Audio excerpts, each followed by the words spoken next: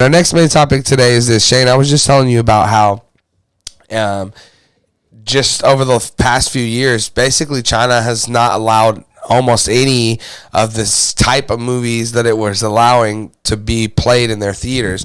As you guys can see, the article I brought up here from Screen Rant says Avatar 2 will release in China, and then in commas is unlike any Marvel movie since 2019. And that's actually what I was just telling you, Shane, is that it's been since Endgame and all that, right? Ever since then, they haven't really allowed any of these movies to be, even Spider-Man No Way Home, which was this big, you brought back the original Spider-Man and then the second Spider-Man with the third Spider-Man and all in one film. You would think that was a movie that China would be interested in having, but they weren't. But they're interested in Avatar 2? Huh. Okay, so let's read a little bit of this. Avatar: The Way of Water now officially has a Chinese theatrical release. Recently, China has been increasing its censorship of American films, especially since the beginning of the COVID-19 pandemic. This has led to many huge tentpoles, including every movie from the Marvel Cinematic Universe since 2019 not playing in the territory, which has taken a huge chunk out of their potential box office profits. Per Variety, it was announced recently that James Cameron's Avatar: The Way of Water, the long-delayed sequel to the 2009 smash hit Avatar, will be one of the few post-pandemic era American releases play in China. The film will open in that territory on December 16th, the same day it premieres in the U.S. and most other international territories. It will play in both standard theaters and IMAX, the latter of which formed a huge part of why the original was such a box office success, and obviously we know all of that. So, what I want to talk about is why this is kind of happening, and B, the effect that this is going to have on the movie-going industry going forward and the movies we love. So, why this is happening. First of all, why China is censoring more movies coming from America. Shane, you brought it up. Honestly, the true biggest reason is because China hasn't really made movies a lot until more recently, and they've gotten a lot better at making movies, and so they want more people to see the movies that they're making, right?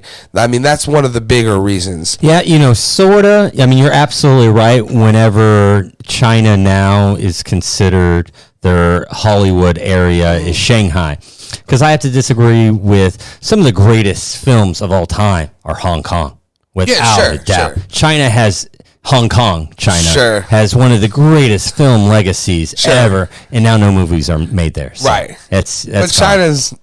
We're not going to get into Beijing, that. We're not going to get into that. China is not Hong Kong, and that Hong Kong is not China. But Hong Kong had some of the greatest cinema. True. I mean, you don't got to tell me. Yeah. I mean, they changed American cinema as well. Yeah, for sure. I mean, even some of wasn't Infernal Affairs? Yeah. Yeah. See, I mean, there you go. There's lots of things. So I think that does play a little part of it. So they want more people to see their films, and they want money to go back to them, and to their environment and their people, and all that makes more sense. Also, like I told Shane, there was some debacle going on about, I remember like when Black Panther came out in China, they had on all the movie posters, they only had Black Panther on there, and he was in his Black Panther suit, and that's because we found out later that if they were to show that it was a black person, they wouldn't watch it. They wouldn't have went out and seen the movie. So I think there was a lot going on with that, and I can see that. Yeah, and so. Yeah, I think that they kind of took some heat for some stuff, and as China always does with these kind of things, they kind of were like, "Well, fuck it, we don't care. We would do whatever." And who knows what the outcome would have been? We don't know what the actual regular Chinese citizens, if they probably would have seen Black Panther. Probably. We just if they're seeing all the rest of, I mean, he was in the other movies. I mean, it's just China going, no, we're not. Yeah, so, right. Yeah. And like I want to make sure and I want to, they use the word in the Screen Rant article, censorship, and man, again, I don't want to get into that at all. I mean, there's a whole lot to delve into there. Yeah. But I will say that I know lots of people, Shane, as you probably do too, that would argue that even just that, what they did with the Black Panther posters was censorship. Oh, yeah, absolutely. Yeah. And I know lots of people that would also argue that that is not censorship. But like I said, that is not a debate I want to get into today.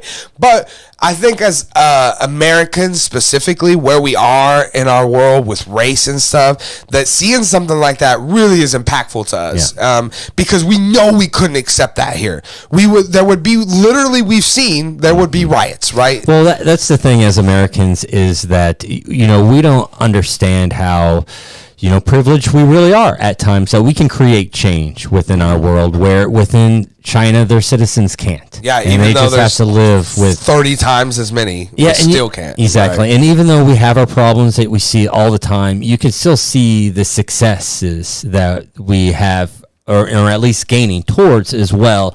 And so, it's just completely worlds apart, Right, for sure. But yeah, and so I think, like I said, the other thing I want to talk about is how this will affect, theater or the movies that we love going forward.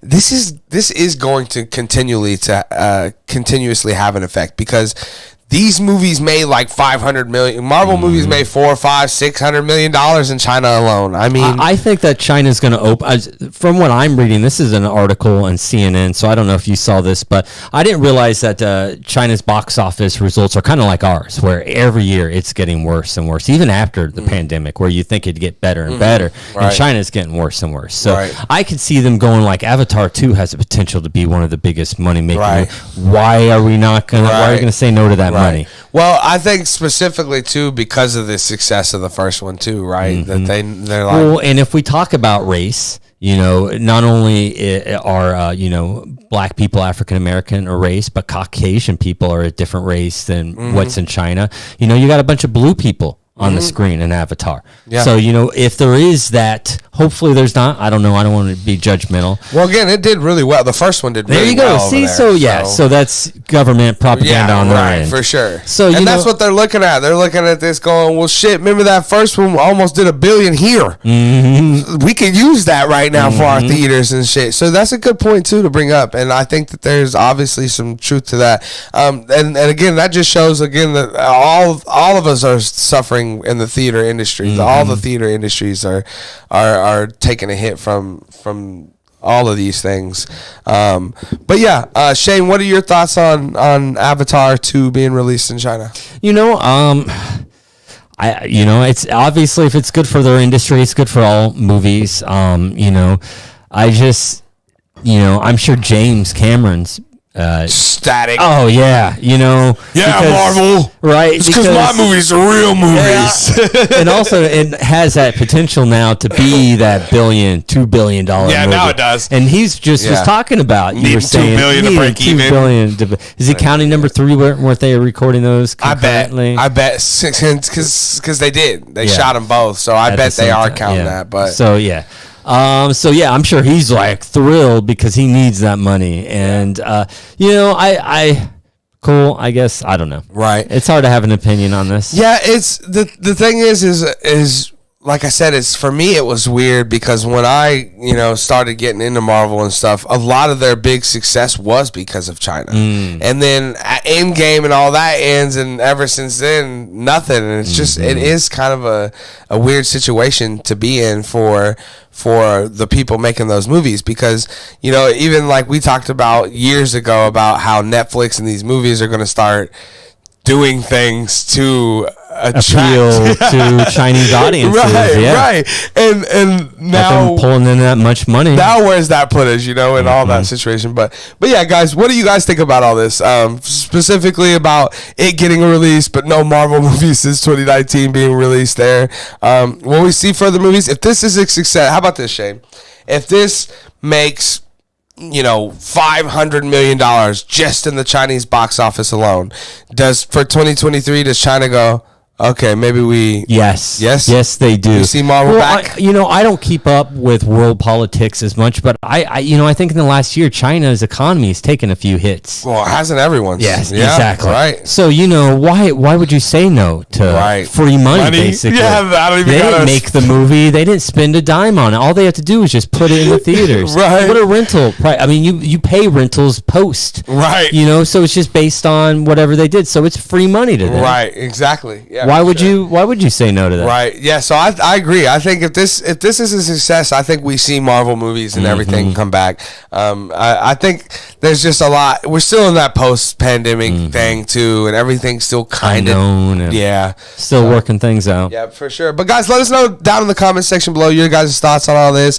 I still wonder all the time if it's not too late for Avatar 2, if we still care. I wonder even more if Chinese people care. Like even more. But we'll see. But definitely let us know how much you care down in the comment section below.